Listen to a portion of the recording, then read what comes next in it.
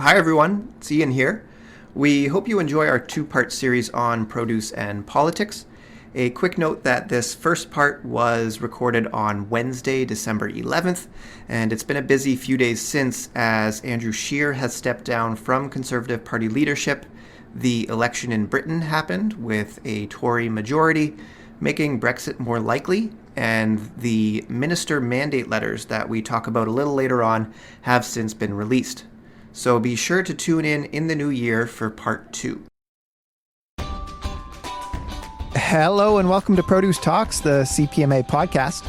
On this episode, we sit down with David Coletto of Abacus Data to explore the political landscape of our new minority government and what it means for Canada's fresh produce industry. In the new year, we'll be back with part 2 of the series with a roundtable discussion covering issues that are top of mind for our sector, including expanding access to export trade markets, tackling labor challenges, enhancing sustainability, bolstering our sector's competitiveness, and much more. At CPMA, we place a strong emphasis on government advocacy on behalf of our members and the produce industry at large. The produce industry and its supply chain are major contributors to Canada's economy, $17.4 billion in real GDP dollars.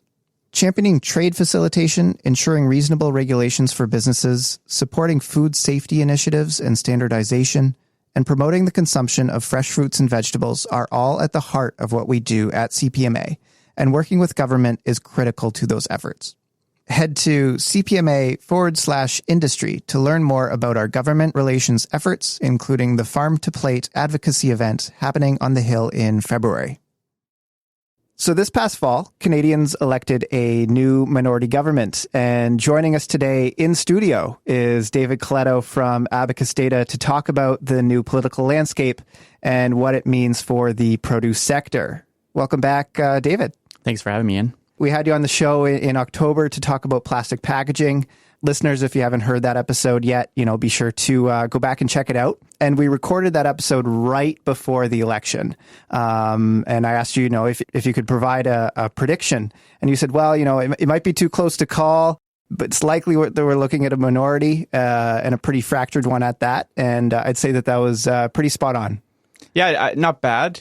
We had a good election from a pollster perspective. It's the one time when we can be held accountable. When we say something, people can say, well, it actually happened or not. And I think as an industry, we did really well. And, the one party won the popular vote, one party won more seats. That's pretty too close to call. But I think a fairly healthy liberal minority, but one in which some new dynamics in our parliament today, and a minority government changes everything. For sure. And we'll get into that a little bit. But first, maybe we could just sort of recap.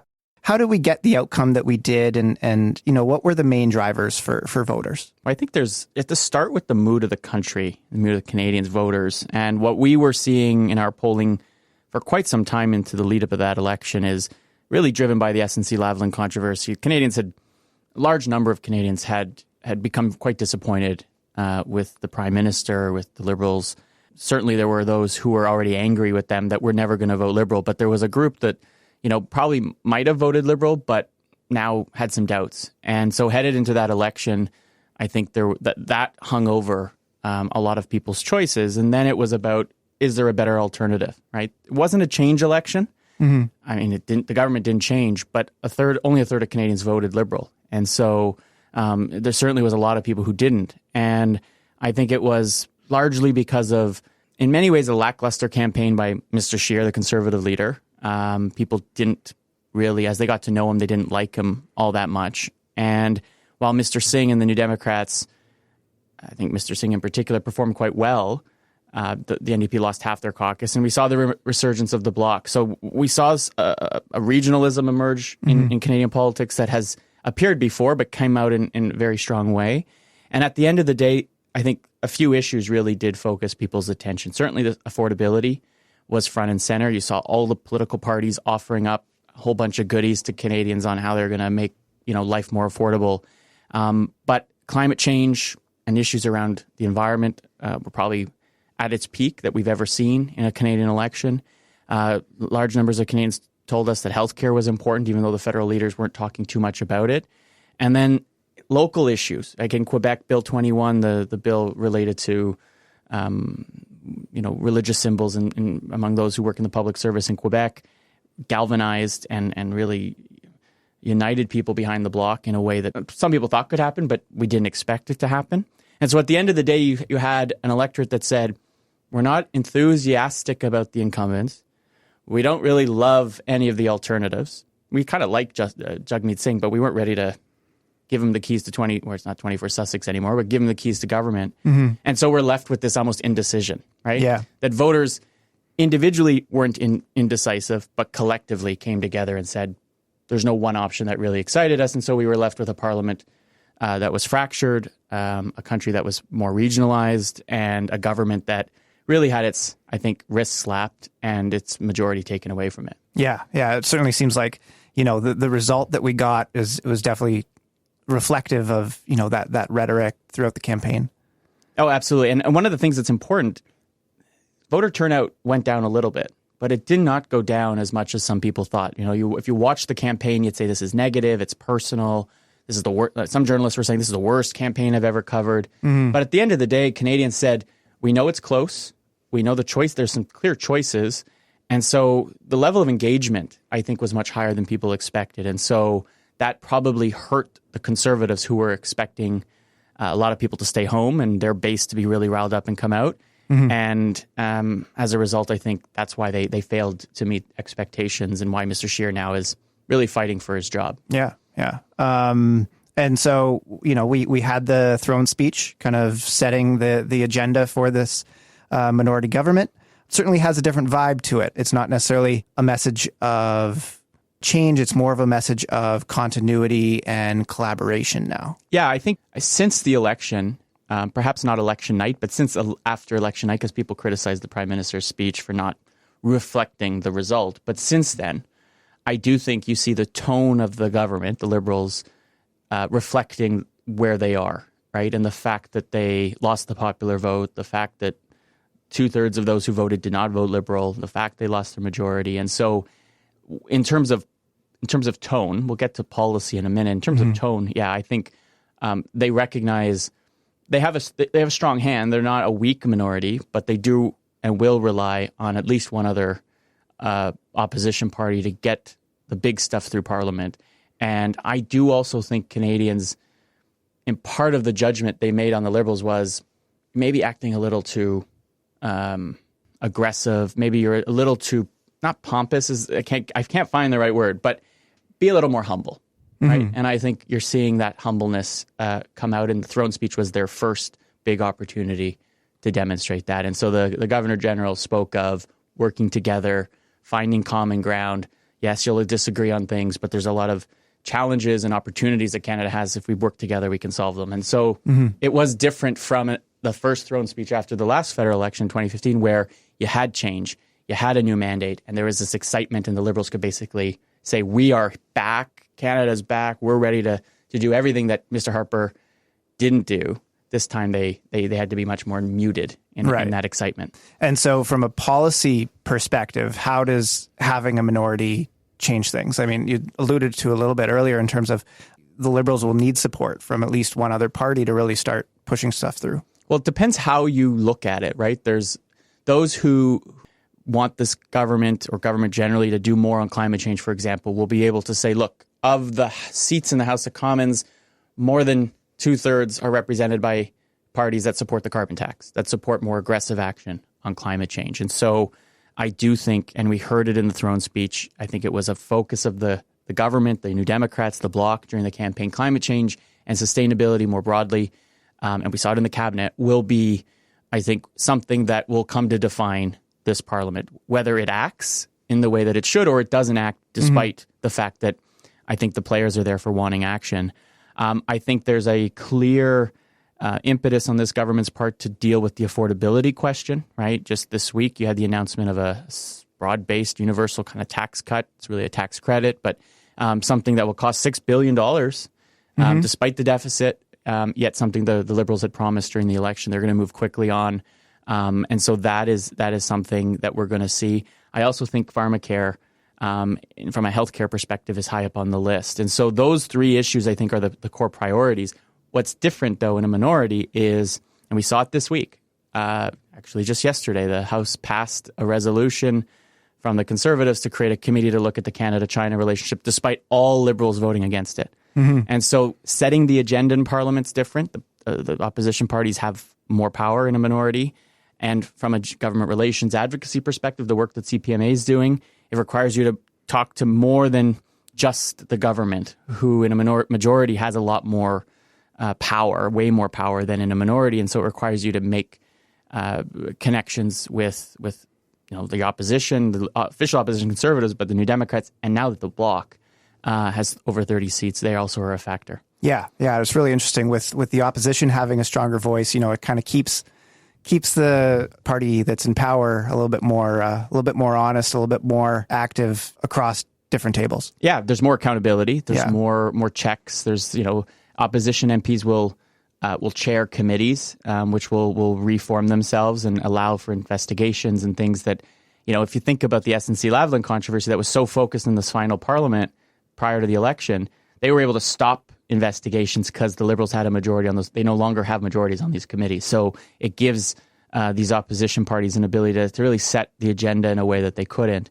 And so that's interesting. I think the other thing about the Liberals in this case is I think they seem to be aware also, though, of the politics involved in all of this. The Conservatives seem to be in a minor civil war. I wouldn't call it civil war. They're having a debate about their leader. Yeah. And about their positions on a couple things as well, like what the party's going to stand for. Yeah, we talk about climate change there, right? But you also and climate change in connection to federalism, right? And what is Alberta's place in federation anymore? What is Quebec now that you've got the Bloc emergence? So one of the things we didn't anticipate is going to be a priority for this government, and it's important for produce marketers to think through a lens of national unity now, in which we weren't really thinking about that before the election. So issues around climate change, while there are those who believe we have to move quickly, there is also sensitivity about how does Alberta react to this, and not wanting to inflame sort of the so-called Wexit, I hate that word, the Wexit sentiment that's really brewing inside Alberta and Saskatchewan. Yeah, and next up in the new year is going to be the budget. So looking ahead, that's another thing that's going to be on everybody's radar. It is, and it's going to be a contested fight among interests, among priorities, because the government still is in a deficit position. It doesn't have a lot of fiscal room. There's some indications, although the finance minister this week says he's not worried about a recession. The governor of the Bank of Canada has indicated it doesn't likely going to happen, but we lost a lot of jobs in the latest job report. And so concerns about a coming recession or a slowdown means perhaps some stimulus spending. And so there's, everybody's going to try to get a piece of that budget. And because the government can't push it through without an opposition party supporting it, there's some wiggle room and opportunities for associations like CPMA to be creative in trying to get some of the asks that they're looking for, the things that will help the sector into that budget if needed. Well, let's take a quick break, and after the break, we'll cover some of those government files relevant to the produce sector. Hi, it's Ray here from Nature Fresh Farms in Leamington, Ontario. As the year ends, it brings new opportunity and certainty for the supply chains of the fresh produce industry. Nature Fresh Farms is dedicated to remaining integrated in all its operations to benefit both Canadian consumers and producers. To learn more about our operation, visit us at naturefresh.ca. So getting into, some of those areas that are important, for the produce sector, trade, obviously a big one, the green economy, climate change, and plastic reduction, and that collaboration and unity across Canada. So maybe we could start with trade. The new NAFTA, CUSMA, as we call it in Canada, USMCA, whatever it is that you want to call it. It was all the talk, about a year ago.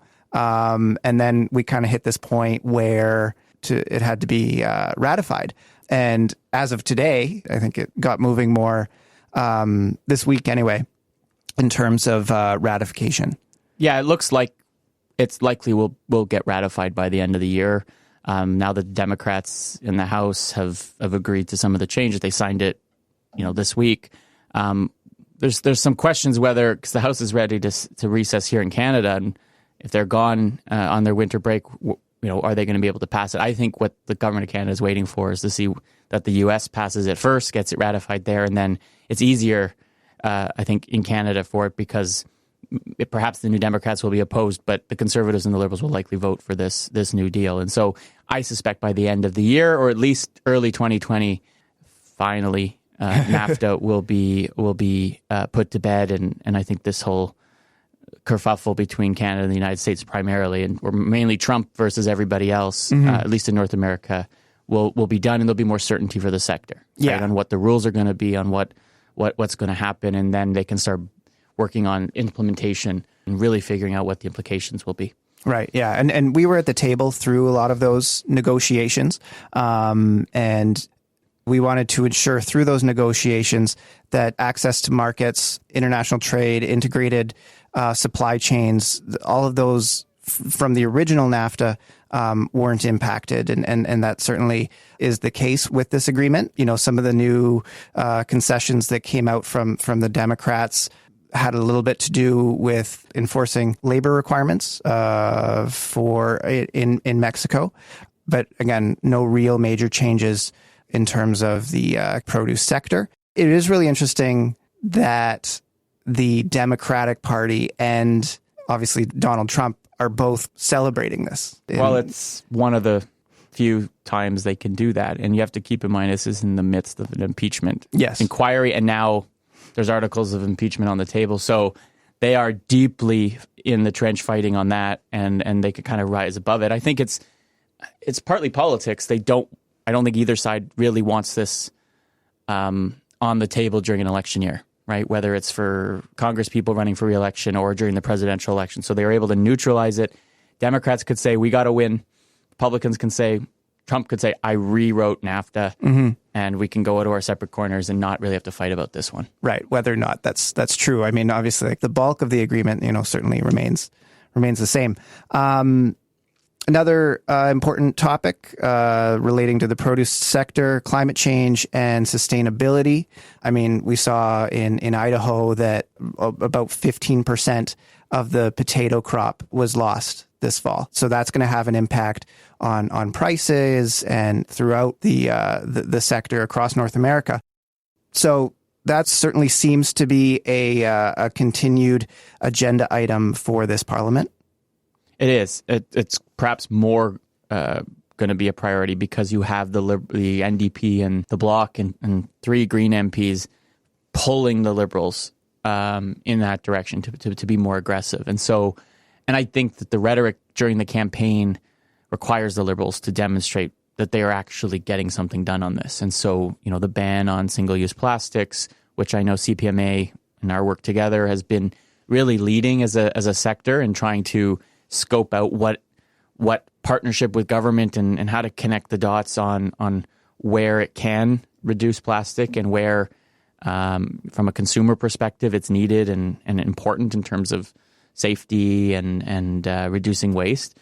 So I do think that climate change is important. Interestingly, we just released a study we did looking at consumer preferences around food.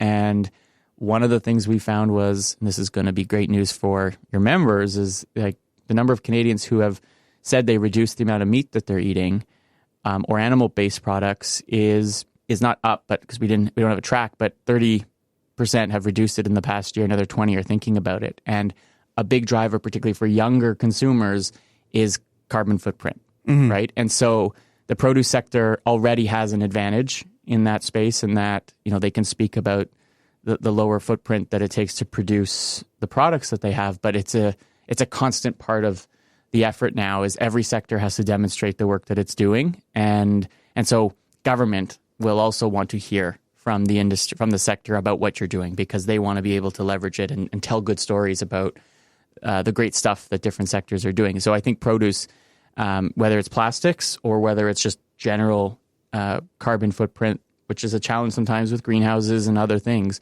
is going to be, I think, front and center. And I know my work with Ron and the team, that they're well aware of that, and I think they're positioning the industry well, the sector well, to be seen as leaders going forward. Yeah, and we definitely have heard from government and from a lot of the major businesses in the industry that it's great to be at the forefront of this and championing this work around plastics and what it means for our sector in terms of ensuring that anything that is implemented around plastics, that produce remains affordable and safe and available. That's what our study for CPMA found, is that, I care about climate change, I care about plastics, but I still want my strawberries in the winter, and I want them to be not bruised, and I want them to be beautiful, and I want them to last. And so there's conflicting consumer demands that I know the industry is well aware of, and government, I think, is aware of. And so finding a balance is what this is all about. Yeah. One perhaps notable omission from the throne speech last week is the national food policy. It's another one that in 2019, there was lots of talk around, the new food guide and that next step towards a food policy. Is there anything to look into there? Well, I think one of the things where everyone in this town in Ottawa is waiting to see is what do the mandate letters say. So one of the new innovations that the Trudeau government did in 2015, for those who don't know, is every minister gets a publicly released letter from the Prime Minister outlining what their to-do list is over the next few years. And for those in government relations or advocacy, it gives us signals to what the priorities will be in each department, what ministers are going to be, like their KPIs in a way, like get this done and maybe I'll give you a promotion is kind of a way to look at it. And so the throne speech said nothing about food policy. Even during the election, there wasn't a whole bunch on that. That's true. And so it remains to be seen whether they've learned their lesson a little bit, because I think they got some pushback. It became, on labeling, on some of these things. There were different parts of the food industry put different pressure on the government. I also think that the new minister, Patty Hajdu, has one big priority, and that's getting a national pharmacare plan up and running, or at least in progress. And so I suspect she may have stuff on her mandate related to food policy on the healthy living side, because that's what she would be responsible for. But I do think that the Liberals have learned, though, and will be interesting to see, they almost have no seats in rural Canada. Reestablishing a connection between this government, the political arms of this government, and the producing communities, I think should be a priority for them. And that's a way to get in and talk to them, because there's very few rural MPs now in the Liberal caucus. And, having a strong agri-food policy, a food policy generally, there was a report that came out from Canada 2020 about, Canada becoming, we always hear Canada becoming a food superpower. I think there's a huge opportunity there. I think Canadians recognize it in the research we've done. And so it's a way for the government to reconnect and not just talk about innovation and high tech and all those sectors that they loved in their first term. I think this term you're going to see a little bit of a pivot to other sectors, and food is first and foremost, given what we talked about earlier, which is the climate impact on our ability to grow food. Idaho, you used as an example, means that being able to self-feed ourselves with our own food supply, I think, is something our government should be probably prioritizing. Sure, yeah. So it'll be really interesting, to see where things go in the next couple of years, for sure. And I mean, in the next few months with NAFTA and everything, lots of moving pieces. Lots of moving pieces. And the other thing a minority government brings is endless speculation about when the next election will come. I don't think we'll have one within this year, but that's the other thing we can't anticipate, is minorities can be fragile and they could fall at any time. Right. Yeah. Well, I mean, personally, I hope we don't. Maybe for yourself. I need a year break before we get back into this. Fair enough. Okay. Well, thanks so much, David. It's great to have you on again. My pleasure, and thanks for having me. Be sure to tune in January when David will be hosting a roundtable discussion with perspectives from the Liberal, Conservative, and NDP parties.